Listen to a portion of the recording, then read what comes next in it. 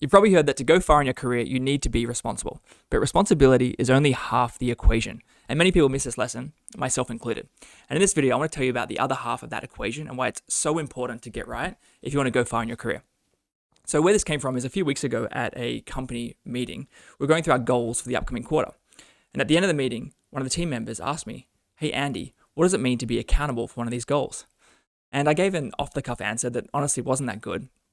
But I got the idea stuck in my mind around what does accountability actually mean? Because the idea is very simple, but the concept is actually huge. And if I had my time again, this would be the answer that I gave that individual. So early in my career, late one night, we were doing this presentation for this big client. And we must have been on like version 40 of this presentation, going back and forth between me, my manager, and the big boss. And it was late, I was fed up, I just wanted to go home. And I sent my manager a version of the presentation and just walked out, trying to avoid eye contact because in shame around what I was doing. And I slept on and I realized how badly that I'd messed up. And I went in the next morning, seeing that the presentation had gone out to the client. And my manager says, "Hey, can we talk in the meeting room?" I'm thinking, this is not good. I'm about to get chewed out. And he closes the door and he looks at me and says, "Andy, are you feeling better?" That was all he needed to say. He was a professional and he knew that I had higher standards for myself, and that was not who I wanted to be that night.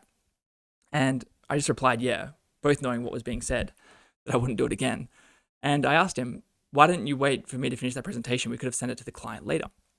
And he looks at me and he goes, "Andy, you were responsible for that presentation, but I was accountable to the boss and to the client of getting that outcome." And in that moment, I learned the difference, because being responsible is related to a task, but being accountable is when you own the outcome or you own the result. That difference is huge.